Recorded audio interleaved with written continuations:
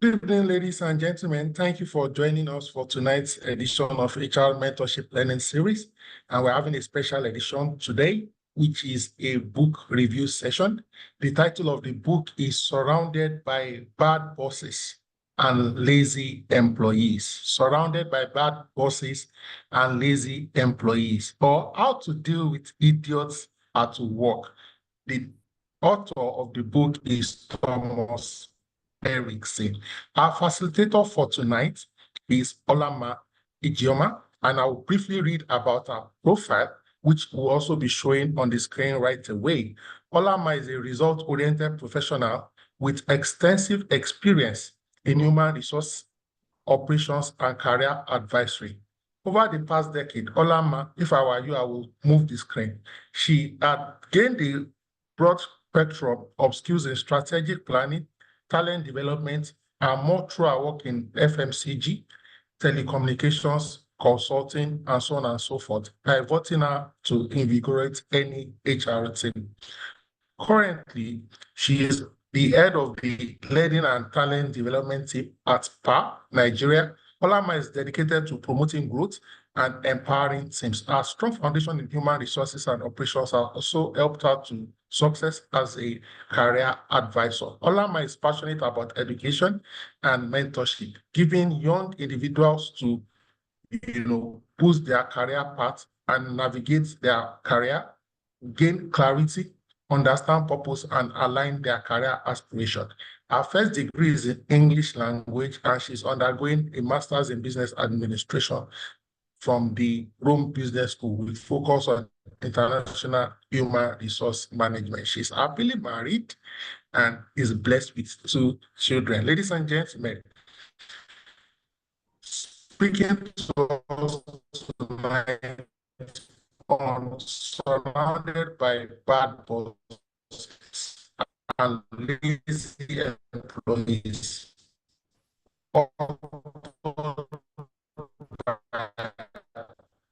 Thomas Erickson. The next voice you'll be hearing will be that of Olama Ijeoma. You have the floor. Thank you very much, Dr. Oluyemi, for that warm introduction and welcome. I hope everyone can hear me. Am I audible enough? Dr. Oluyemi, can you hear me loud and clear? Loud and clear. Okay. Loud and clear, please proceed. All right, sir. Thank you very much. Thank you for the opportunity to be facilitating this session. It's a great privilege and I don't take it for granted. I have been on the HR mentorship platform for well over 3 years, and I became actively engaged in this year,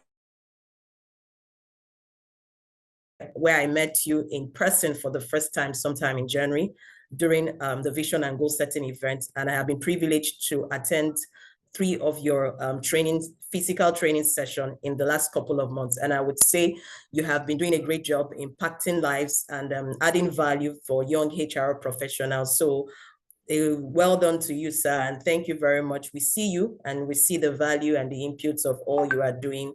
We are blessed to have you in our human resource field. So thank you again once, sir, for the privilege and the opportunity to be here. And for everyone on this call, I appreciate you for joining. Thank you for the support and the love.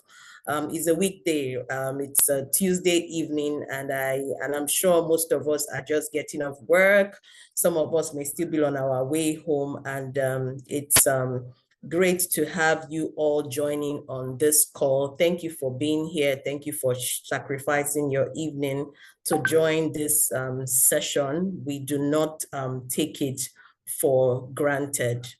All right, so yeah, we're going to dive right into it, surrounded by bad bosses and lazy employees. And I trust that the book is not something that we would be able to summarize within the next 45 minutes. This book is about over 345 pages.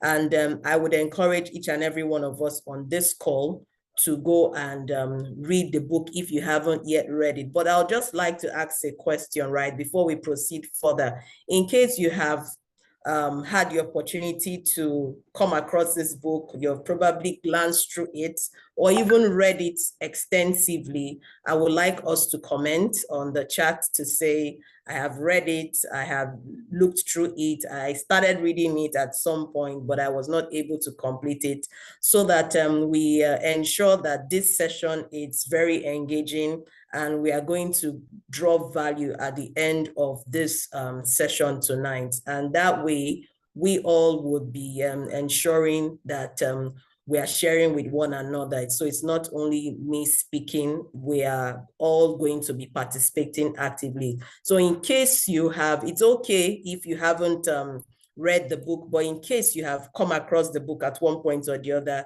you can signify on the chat section. So that way it's going to help me understand who and all has read the book, whether we have at least a bit of insight as to the depth of what the author tried to share in the book before we dive right into it. So if you have, kindly indicate in the chat section. If you haven't, say, no, I haven't, so that we know the category of people that have at least seen the book. Anyone? Has anyone? No, I haven't. Okay, no, I haven't. All right. Okay. Most of us. All right. Planning to dive into it, not yet. Okay, fine, interesting. That's good to know. So I would have a bit of a different approach to this tonight by starting with his summary of what he shared in the book. Thomas applied the behavioral framework to work dynamics, focusing on how to manage and collaborate with different types of difficult colleagues and bosses.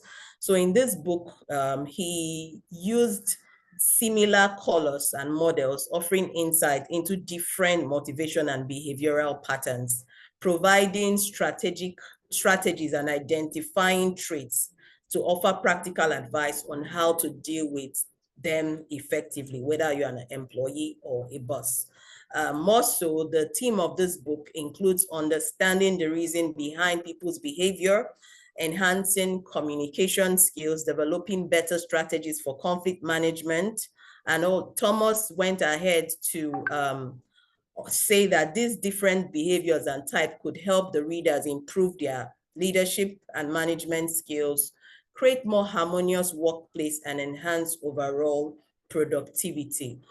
Through his combination of real-life experiences, psychological insight, and practical tips, Thomas aims to equip readers with a tool to navigate challenging work environments, improve relationship with colleagues, and foster a more positive and productive workplace culture. So with this summary, it would give us great ideas to what it is he is trying to share in this book. And I found this book very interesting the first time I came across it sometime early this year, and I have read this book twice. So beyond that, when he introduced everything he had to share on this book, he made us to understand that as an author, this experience he was able to document has been over a 30 years experience. While he worked as a manager, he moved past that and he trained other managers to become leaders. And of course, he became a manager again.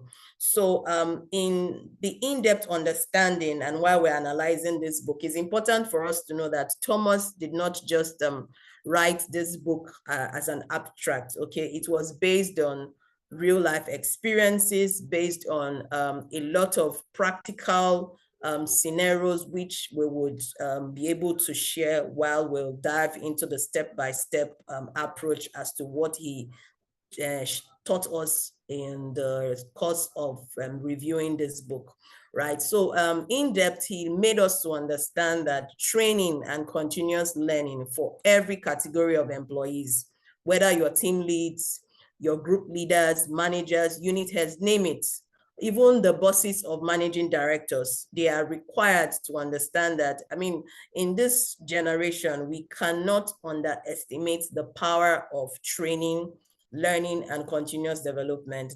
We cannot. And so in his summary, right, he made us to understand that at different levels, it is important for us to become effective in our role. And it doesn't just address the bosses, the managers, or the leaders. Even as employees, we are expected to go beyond just doing the regular. We are required to go for training at different levels. So he further stated that there may be several reasons why bosses, in quotes, are not efficient. But what this book tries to let us know is that the patterns are something that if you study over time and understand, you would be able to tell and analyze while your boss behave the way they do. Okay, and so I would also like to point it out there that while Thomas analyzed bad bosses and lazy employees in his book, it doesn't necessarily mean that every boss, as the name implies, is bad. A lot of people refer to their managers or their leaders as bosses. It's just a context to what Thomas was trying to explain in his book. So using bad bosses, it doesn't mean that anybody referred to as a boss is termed bad. So I just wanted to put that out there so we understand clearly that is the context for which he uses it. So this book is divided into two parts, like we see, surrounded by bad bosses and surrounded by lazy employees. And I will run us through the different parts. Right. So I want to just take us out of this bit a bit so that I can contextualize it into scenarios that we can identify with more and understand. So let me just draw our attention to the fact that most of us here on this call would agree with me that at different levels, for the generation of a lot of our parents, they had several children, okay, from 4 to X number, from 4, 6, 7, 8, 9, 10. And for those of us who are firstborns in the family, whether it's a firstborn male child or is a firstborn female child, I am saying it from experience because I am a firstborn female, you would agree with me that the society placed an expectation on you, your family place an expectation on you. So without you knowing it, without you understanding what is required in your role as the first child, you are expected to act in that capacity. I don't know if there are people on this call that would agree with me. And that way, it's already unconsciously set you up for failure. So whether or not you know what it is you're required to do, whether or not you understand what it means to be a first child, you automatically take up that role. And so sometimes I am still aware of stories that this kind of mindset have affected up till date as we speak. There are firstborn children that have still not been able to navigate it through life because of the expectations society and their family has placed on them at different levels. That way, they do not tend to know who they are. They do not tend to find joy in their inner self. They trying to dive their way through life and see who am I and ask themselves that question, what is it that I am really about? It makes them out there and they are set up in a tone where they are not able to meet up to the expectations from the society. And so while I say that, and I want us to understand that context, just to drive it home a bit to something we can all identify with, it is important that we know the kind of expectations we have from whether it's our bosses or our employees at different level, because I believe right here on this call, while there were mostly HRO professionals at different levels, we would have managers, group head HROs, and chief human resource officers. So we need to understand that we have a responsibility to go out there and get training to be the best version of ourselves, to empower our team members. It's not automatic. While that used to be what was obtainable in that time, but not anymore. And so here we look at the clear difference between a boss and a leader. Having understood that the term boss doesn't necessarily mean bad, research has shown that these are the huge differences of how you see a boss. A boss is easily someone who wants to take all the credit for the jobs done. They are not ready to delegate. They don't encourage people. A leader naturally focuses on encouraging his or her team members, take responsibility for whatever wrong that happens. They coach, they inspire, and they ask for feedback from their team members at different levels. The boss inspires fear mostly. So while we're sharing on this, I also want us to understand that you don't have to wait till the end of this session for you to begin to think through in your workplace, who and what are you able to do to make a difference. So as we are sharing on this book review, let us begin to cast our mind back to say, okay, am I that boss termed bad boss, or am I that employee termed lazy employee? Because as we look further, we'll be able to see that some of the similarities we identify from a bad boss are also similar as to how we are able to look through a lazy employee as well. So, and Thomas shared here in his summary of bad leadership that to be successful in your role as a boss or a leader, you need to ask for help.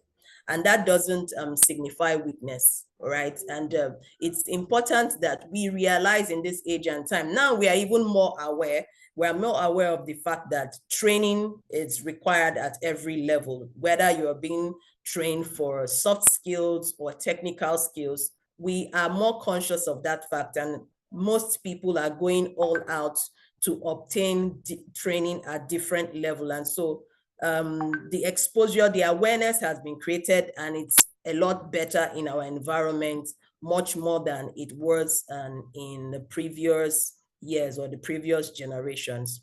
Okay, so Thomas shares here that when you go out for training, and while we are being educated in schools, leadership is not something that is being mentioned, just like I rightly shared, and taught in a lot of places, right, in the previous generations. So it is important that we seek for leadership. We seek to be trained. What does it entail to become a leader? What does it take to be a good boss, to be a good manager? Now, you know, the thing we say about training is that nobody can take it away from you. And as long as you've become conscious and you are aware that at every level, once you obtain training, it continues, it helps you grow. All right. There's a saying that the moment you stop learning, you start dying. So that way, seeking for knowledge, seeking to learn, and seeking to have in-depth understanding of the roles we play at different levels is very, very important, much more than we have ever understood. Yes, leadership is a soft skill, and in the times we're in, and in this evolving world, soft skills are what is required the most in our roles, even more important than technical skill. There's also a saying that you can train for technical skills, but you cannot train for soft skill. But thankfully, we have several mentors that are available for us to learn from, and people that are actually undergone trainings at different levels for soft skill. Name them: from leadership to emotional intelligence, they are nameless, right? And they are all available at different levels to take us through. So I encourage each and every one of us here on this call, do not take for granted the opportunity or the need for you to develop yourself on soft skills, much more than technical skills. And of course, understanding that they go hand in hand. So no one is required much more than the other. So Thomas also wrote here and says, we need a bit in-depth understanding of other people. That would help us know who they really are and help us try to distinguish between the right and wrong. If not, we'll always find needs to misunderstand people. And that's one major thing as individuals we need to come to terms with. Emotional intelligence helps us to be a lot more aware of who we are as individuals and self-regulate to be able to give other individuals room to be more expressive. So that's part of what Thomas tried to explain and share broadly in his book. And so here we have a sample of what he explained on how we can use colors to predict and understand our boss's behavior. While we acknowledge and admit in reality that there are a lot of bad bosses, it's also important for us to note that as employees at different levels we are in our organization, human understanding is very important in our role. I remember when Dr. Adeosu was sharing on Sunday on the webinar for personal branding, he made mention of the fact that when he tried to evaluate assess the HR professionals who has made impact in his life, and he checked side by side. While he saw there were 5 of them who were all nice, he also mentioned the fact that there were another category that were tougher than the other 5 that were nice. And he came to the conclusion that the bosses who were tough on him were the ones who impacted him the more. Now, so to that end, he will not categorize those categories of professionals as bad because they were responsible for shaping him to become who he is now and more. So it's important that we try to find a way to create a balance and not term or think that at all levels we have bad bosses, right? I mean, a lot of us are on this call purely to understand while bosses are termed bad and how to deal with bad bosses, because most of us are faced with that reality in our roles and at our workplace. But I want to let us take back with us and as at the end of this session, the fact that you all have a role to play at different levels. Understanding your place, understanding the role you have to play, understanding people is very, very important in managing them. You must first understand the people you're dealing with, then you know how to manage them. So the different categories here, we have red, blue, green, and yellow. While we identify the red boss to be task-oriented and being an extrovert, same way the yellow boss is also identified as an extrovert, but more of being relationship-oriented. So looking through this analysis, each and every one of us here on this call can start thinking through who are those individuals in my workplace, who are those managers I work with in my workplace that can categorize under this red category, green, blue, and yellow.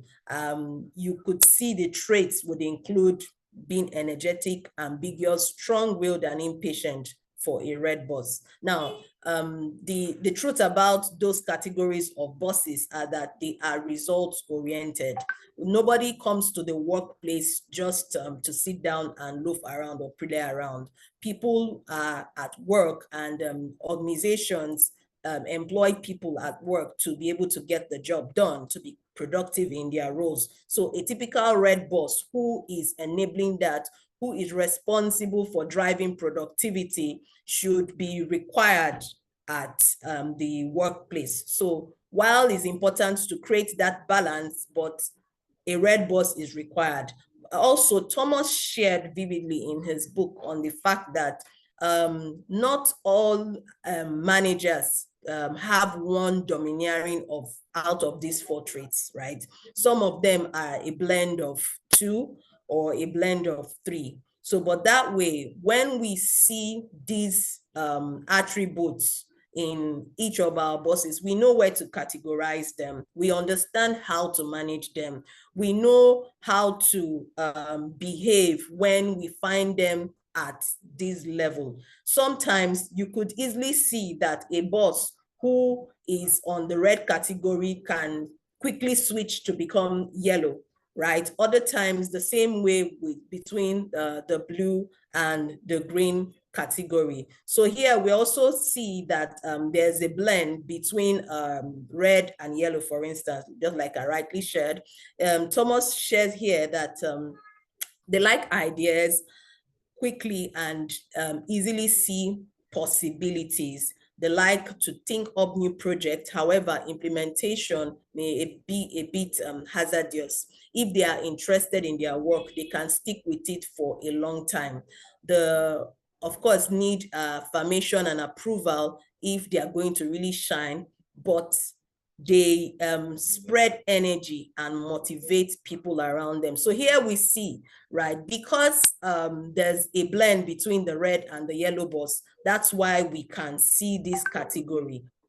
Left to the red boss, you may not even think that they are motivating of other people, right? They can spread good positive energy. It's because that is a blend between the red and the yellow boss. They are both creative and flexible. Same way we have that of green and blue. The combined reflects often that they process large data and evaluate them clearly. Although they are extremely talented within their field, they tend to underestimate their competence. So some kinds of these bosses can be categorized as people who in some way have a subtle imposter syndrome, like we always put out there and we try to analyze in some of our conversation. Because they are systematic and organized, they follow processes, but they also would require people to give them credit, give them credibility to say, oh, I'm doing well, you are on track with this sort of process. And that way, it helps them sit back, being relationship oriented. They can easily get feedback from their team members. They are not always out there at the forefront wanting to do it all by themselves. They can easily want to sit in conversations with people and ensure that they move forward with whatever decision they have made, and it's a win-win and it's successful. So the same way, the combination of blue and red, that of yellow and green as well. This category, they are hardworking, rational and independent. They weigh the pros and cons and they balance speed and caution as best as they can. They always want to improve themselves and avoid any kind of mistake. All discussions they have are logical and they keep the debate alive until the issue has been settled. So again, I would also keep encouraging us to look through and see which category we fall under and identify these. That way we can easily relate to this review in a real life scenario and make it very practical for ourselves, right? So that at the end of it, we are able to logically understand why an individual is behaving the way they behave, which category they fall under. Why is it so hard for the staff to get the job done? Now, this is a boss wondering and asking himself, right? There are a lot of employees who are tagged lazy. Why are the bosses putting up so much energy to get the employees to do their job? Thomas shared in a study carried out by a large number of companies in the European Union a couple of years ago, and it revealed that 10% of employees are classified under top performance. So for HR professionals here who are good in performance management system, performance appraisal, you would like to look over this and have that in-depth understanding, and that approximately 70%, with a bit of optimism, be considered as average performance, and well around 20% without a doubt are underachievers. So that way, once you have this understanding, you would certainly know that you shouldn't expect 80% of your team members as a manager or as a boss to be top performance, right? It almost seems that that could be impossible, while most certainly 20% would underperform. So once we have this in-depth understanding, it's going to help us know, okay, which category of employees do we always constantly see as top performance? How do you encourage them? How do you manage it? That speaks to talent management, succession planning. So all of this in-depth understanding enables us to know who and how to place these employees at different level. So that way, we are not being subjective in our reviews when it comes to performance appraisals of employees. And so Thomas also shared here in a mission statement from one of the organizations he wrote in his book, that as a boss, what is important, which he tagged himself with, that is committed to taking responsibility for inspiring and developing his team members in order to help them achieve the goals they set. I would be perceived as a straight talker and credible and a professional leader. So this seems to be like a mantra Thomas puts out for himself while he once worked in one of the organizations, as he stated in his book review. And he mentioned that this was served as a guide, right? It guided him every day when he resumed at the office, when he had worked with bosses who were acting as bad bosses. One example he mentioned was that he once watched one of his managers who used to shut the door to the employees. Every time he witnessed that, he made up his mind that when he becomes a manager, he would do exactly the opposite. And so before he was able to arrive at understanding what is required to train managers, he had studied bad bosses. He had studied and understood that there were a lot of leaders in their role who, because they did not have trainings at all or sufficient trainings, were doing the barest minimum, right? They were doing what they were doing within the capacity of the understanding they had. And so he chose to do differently when he found himself in a similar position, having trained people at different levels to perform better as well. All right, so moving further again, Thomas explored the concept of motivation and how leaders can effectively. So Deborah, you have your hand raised up. Do you have a question?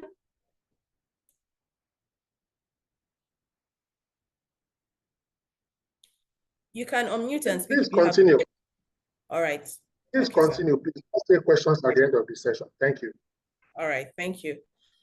Okay, so yeah, so Thomas explored the concept of motivation here, and he says how leaders are able to motivate their staff to achieve their goal. While there are different theories, theory S versus theory Y, that automatically a leader believes that people are inherently lazy and need strict supervision. That is the theory, okay, that category of employees are, from what the author draws from Douglas. Now, theory Y, on the other hand, believes that people are naturally motivated and seek responsibility. So whichever theory you as a leader fall under, you will need to ask yourself, why are you of this theory? And what category of employees do you classify as inherently lazy and need strict supervision? The truth of the matter is that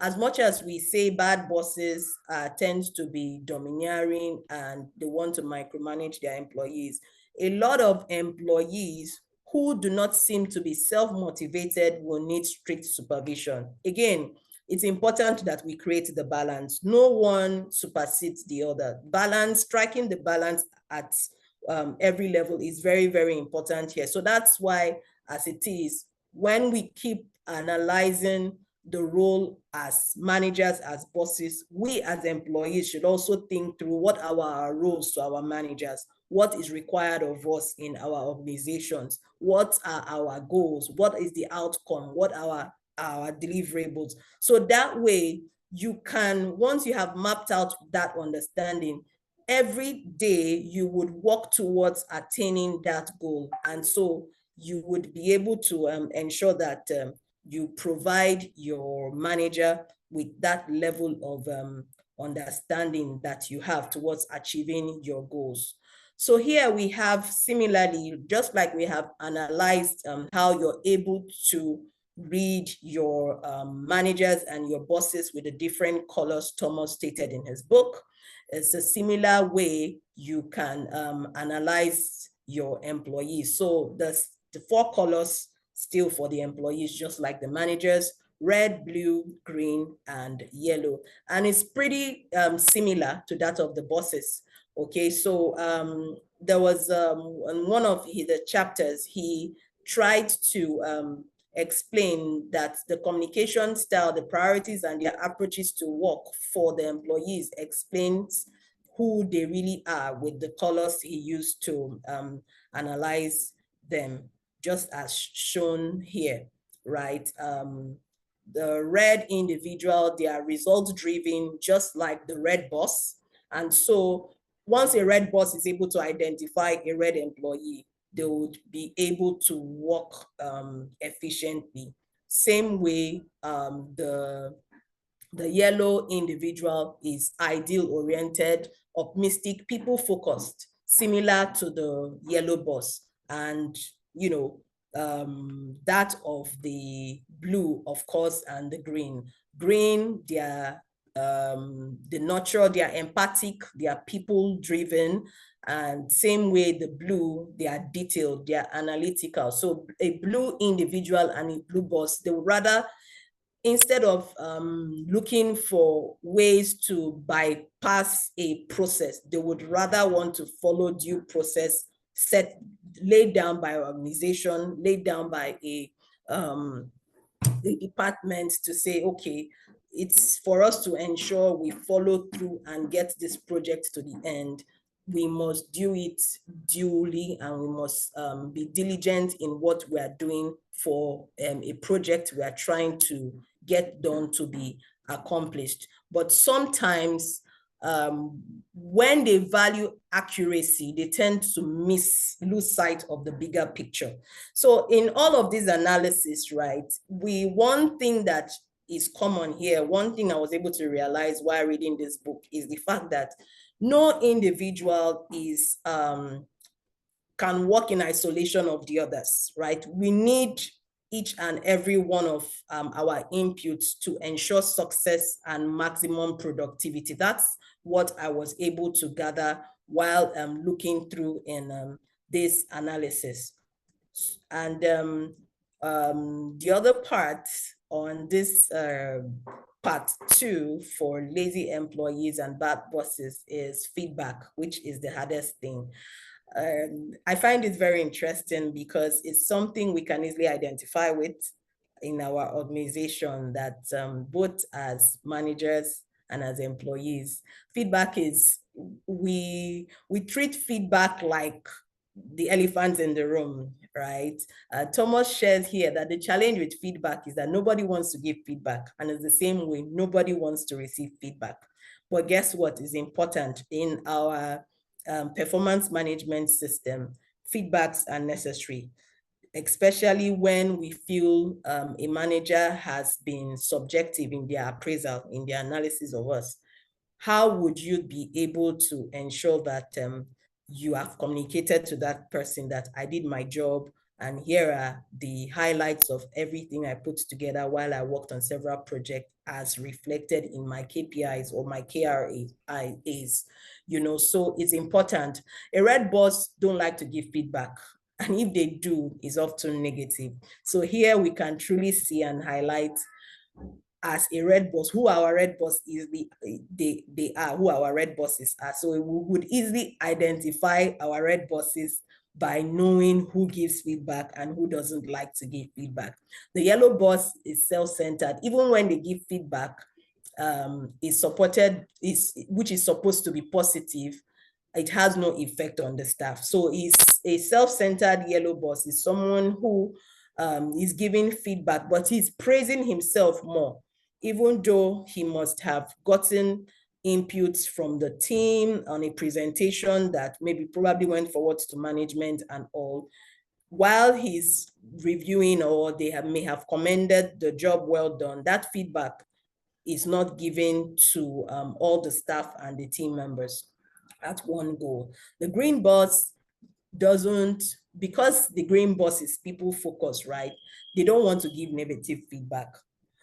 Now, what we need to understand is the fact that whether the feedback is positive or negative, it's important to share feedback. How we give the feedback, it's another ball game entirely, right? But whether or not we should give the feedback, it's not a question of positive and negative. It is important to give feedback because feedback is necessary, both to help your employees have clarity as to their expectations, or to help you understand where the employee is at every level of their growth and progress in their role. So the blue bosses, similar to the red bosses, they are never clever at giving negative feedback, and they aren't good at positive feedback at all, right? So while we round up, I was able to come up with this analysis, having understood the roles of HR professionals with the colors Thomas identified in his book. While this is not cast in stone, I won't tell you that this analysis is 100% given, but it's something I was able to derive while I read the book, and I assessed and understood the different colors and the different categories of employees. For us as HR professionals, we want to look at this and think through it to say which category do I fall under? Does this align with where I am at a HR professional or HR practitioner? How am I going to help myself to be able to do better?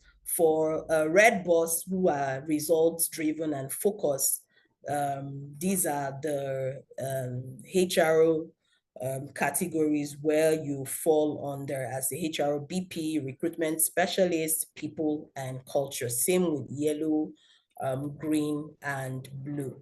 So I would like us to look through this and see where it speaks to us, whether or not we fall under these various category.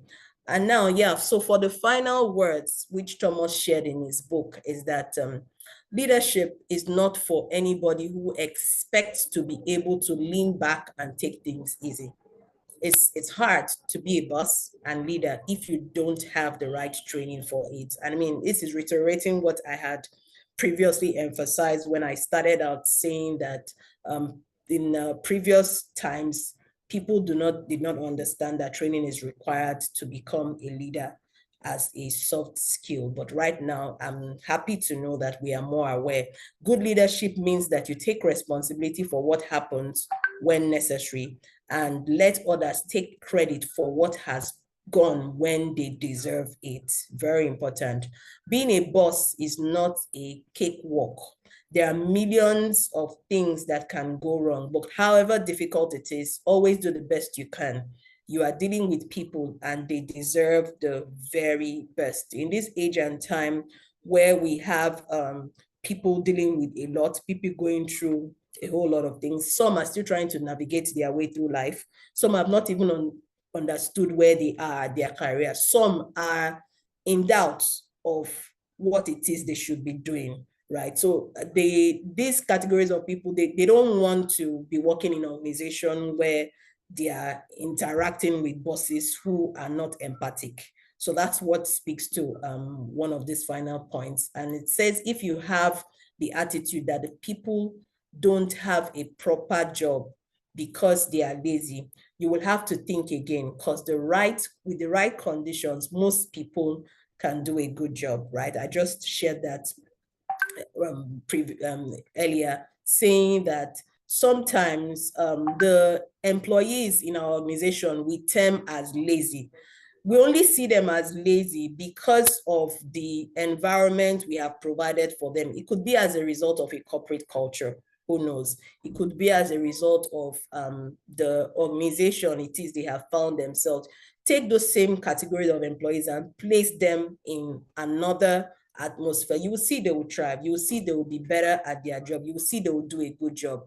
And finally, whatever you need to convey to your staff members through instructions, feedback, follow-up, brainstorming, you can adopt accordingly to their colors, as Thomas shared. It would help make communication smoother. And so this conclusion was something I was also able to arrive at, which is an actionable summary for us to look through and analyze in our various workplace, that the practical strategies it has shared would help us navigate through workplace dynamics, understanding how to manage the workplace, understanding the office politics and how you deal with people, whether you're dealing with difficult bosses, unmotivated employees. There are several keys, right? Understand different leadership style, recognize the various types of bosses you might encounter. There are ones that are micromanagers, there are absentee bosses, the ones that motivate and help you adapt your communication style, can manage your expectations effectively, improve your own managerial skills. And so for employees who have not grown to the level of being managers or supervisors as well as team leads, you are not, you don't think that you will miss out on this conversation regarding leadership, right? Leadership at every level. We have attained leadership position knowingly or unknowingly at different levels. So before you get that big break, before you're promoted to become the group head HRO or the HR manager or the chief human resource officer in your organization, you must learn to improve on your own management skill, right? Build resilience and emotional intelligence. This part cannot be underemphasized. We have mentioned it. We use emotional intelligence all over as a buzzword in the workplace. There is need for us to regulate our emotions, have empathy, understand people. What are people's emotional trigger? What is your own emotional trigger? And it would help you handle stress and situations more effectively. And finally, to foster a culture of accountability, you must encourage culture where accountability is shared and valued. Lead by example and hold yourself and others accountable for meeting deadlines and achieving their goals. So yes, on this note, we have come to the end of this book review, so we can go ahead and take questions now. Thank you. Thank you so much, Olama. That was beautiful. That was apt. That was fantastic. I am so proud of you. I thoroughly enjoyed this session. Ladies and gentlemen, please let's show some love, some appreciation for our facilitator for tonight. Let's express how we have been impacted by this session. This in itself is a complete master class. Perhaps anybody would like to make a contribution or ask a question relevant to the book or to some of the subjects or topics discussed, highlighted in the book. If you raise your hands, we will grant you permission access to ask your questions or make your contributions.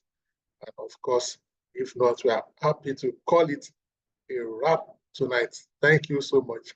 Let me just say that I would personally like to invite you back as long as you have any HR and you are willing to discuss. But my first question, which may perhaps be my only question too, why did you read the book twice? It may look personal, but I'm curious. Why did you read the book twice, Ola? So, I mean, because of time, I had one more part to read. I hope you don't mind the final recommendation, because it was actually a recommendation by Thomas. So let me just read through, as it wasn't captured in my slide.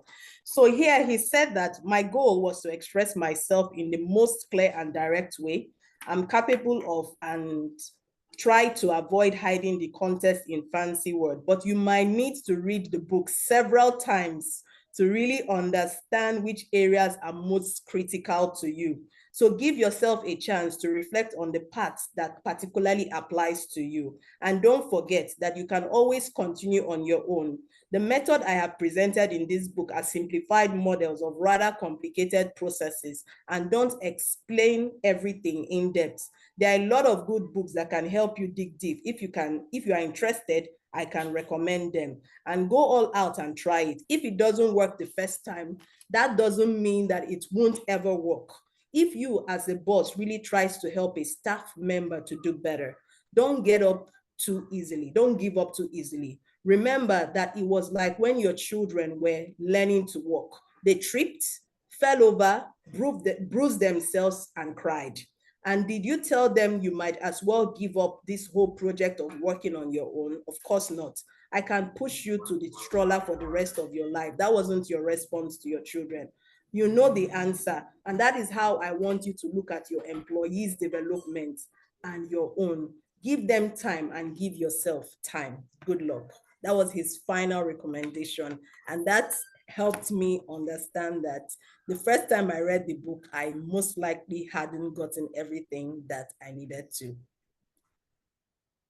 Fantastic, fantastic. And I completely agree and align that typically the first time we read something or get exposed to something, we may not fully tease out all the insights and the concepts from that. And for example, a few people who have had to listen to some of the webinars we've done multiple times have come back to say, oh, when I watch that webinar again, or the third time, true. I had something that I didn't hear, and that's sometimes the power of exposure.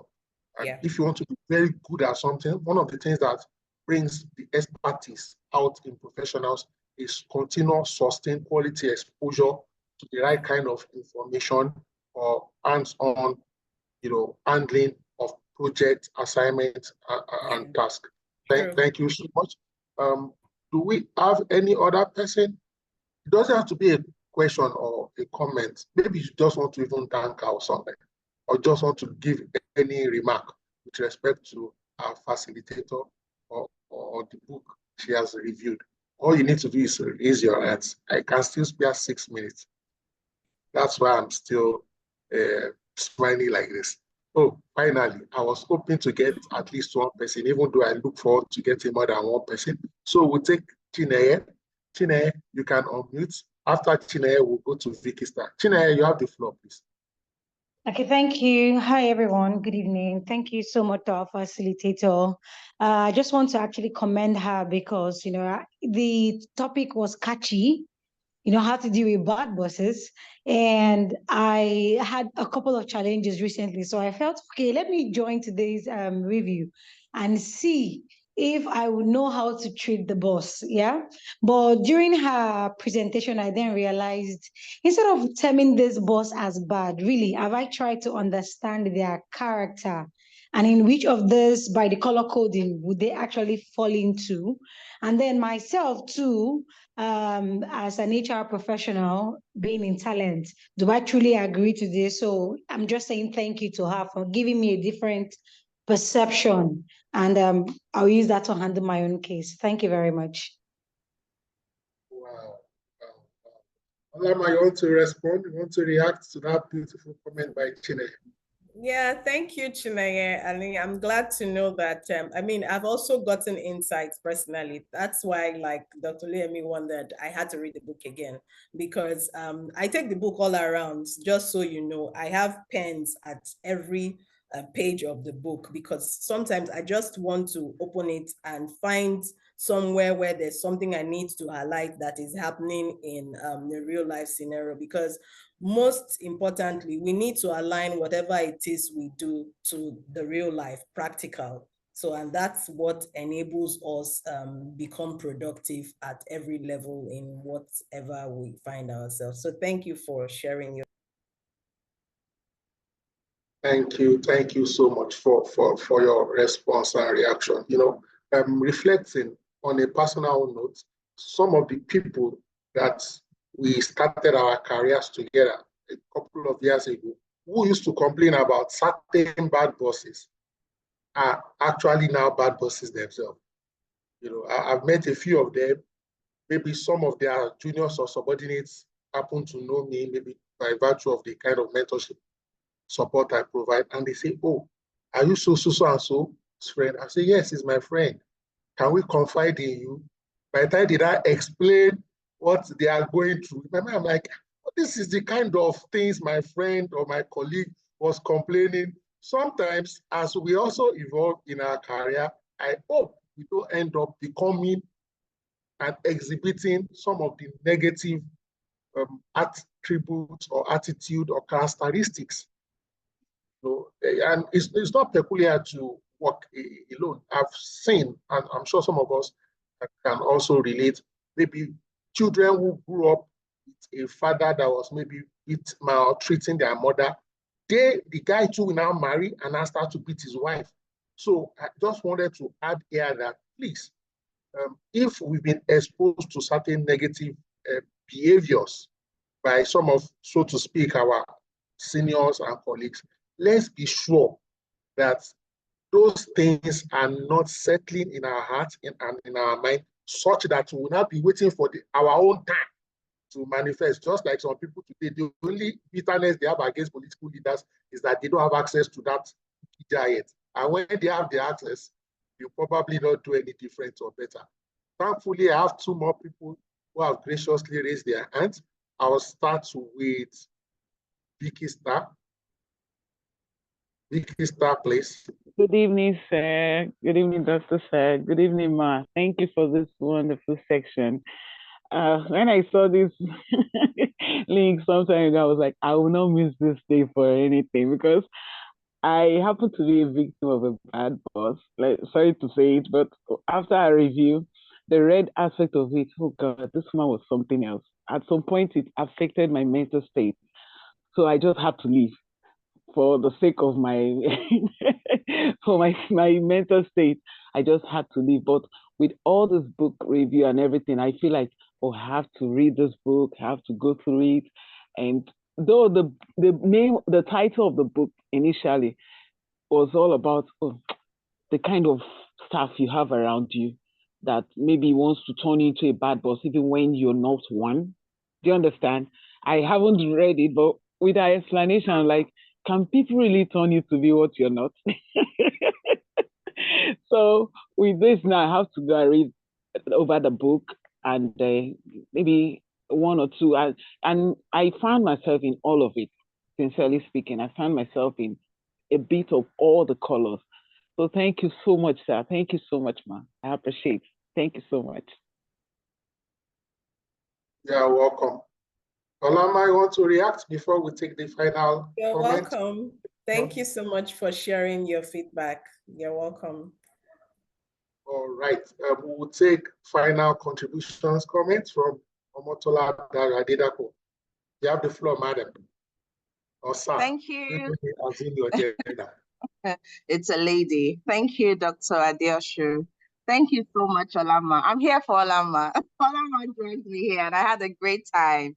It's my first time on the HR mentorship platform and I had an amazing time. Thank you. I wanted to react to Dr. Adeosu when you spoke to some people who started their careers. They were raised by bad bosses and years down the line, they're exhibiting the same character.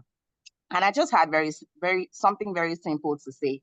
And it's that hurt people, damaged people, damage other people, broken people, break people. So if we're not very intentional about how we are living out our expressions and actions to others, we will find ourselves recycling the wheel of negativity, of toxicity, if we're not intentional. It's very easy to fall into that trap because somehow that's what you complain about, but that's all you know. And just like you said, Dr. Adeosun, with parenting, you had a bad father, you had a bad mother, you might most likely end up, that way. So that's why we need to be very intentional to not be the bosses that we did not like or that we did not enjoy.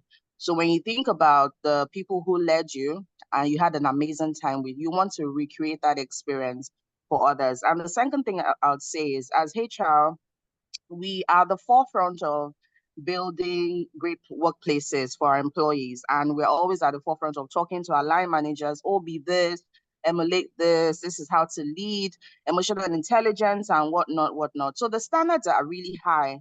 They're higher for us as HR people. It should not be said that we are teaching line managers how to lead and we are the ones who are not, exhibiting that leadership. So, I mean, it's two things. We need to be very intentional about the experiences we give out. And as HR, we have to be double that. We have to do twice as much because we are the forefront of these things for line managers and we need to actually practice what we preach. Thank you so much once again, Dr. and Olama. Thank you for an amazing evening. Thank you. Beautiful contribution, beautiful comment. Olama, your reaction? Thank you so much. Thank you so much, Madam Motala. I'm glad to know you were able to join the session. Wonderful inputs, and I quite agree and align with your comments and also suggestions for us within the HR community.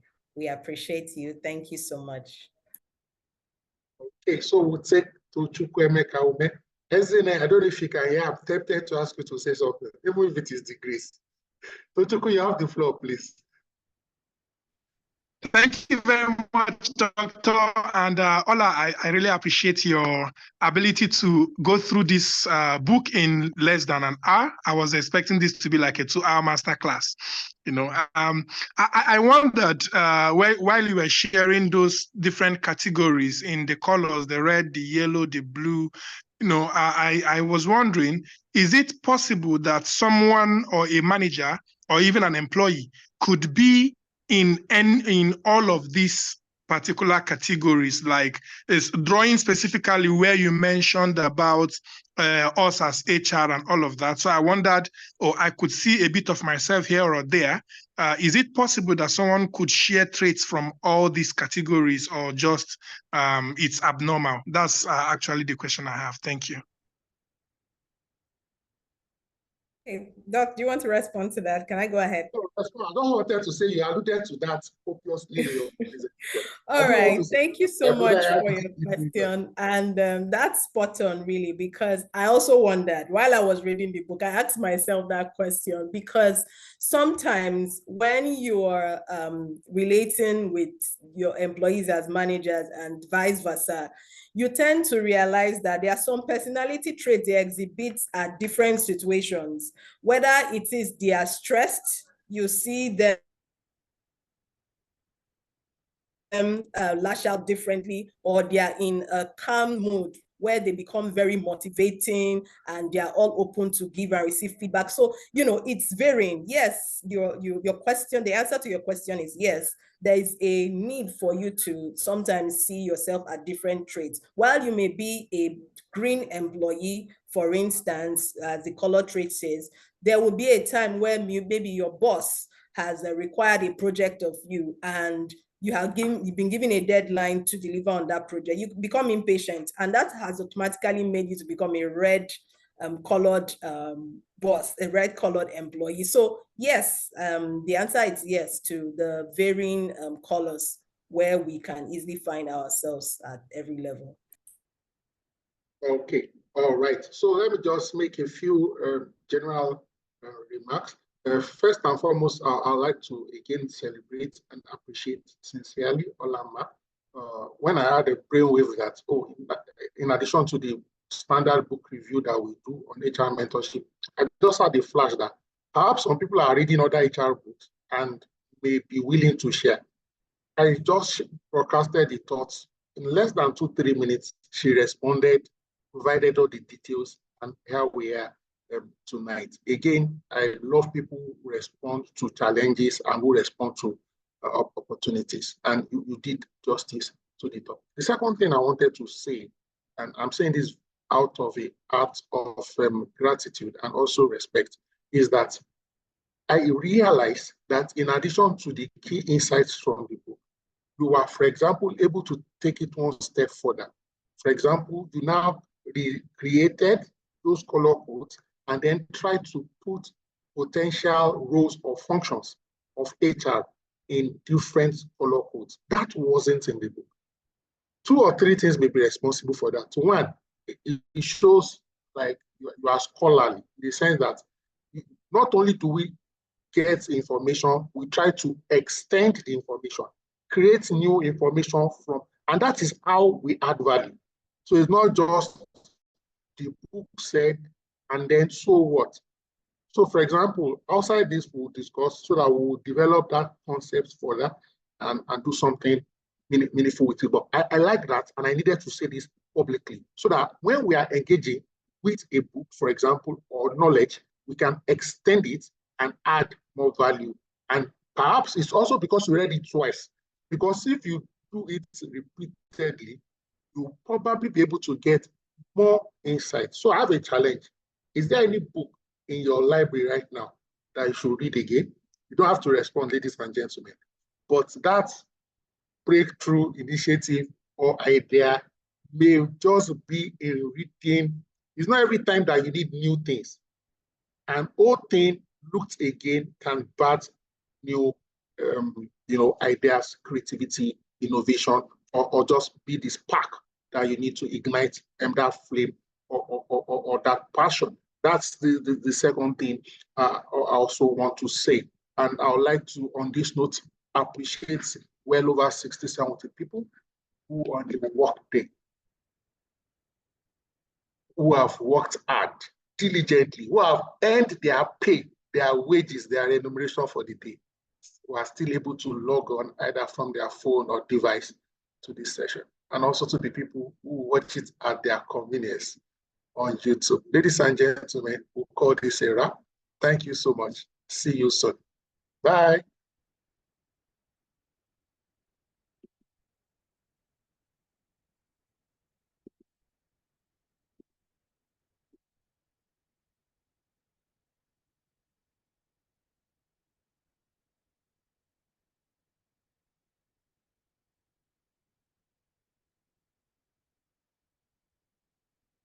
Okay. Ezine said, thank you so much, Olama. He spoke their words. I'm still going to tease her at the end. Thank you. Actually, she had the last session.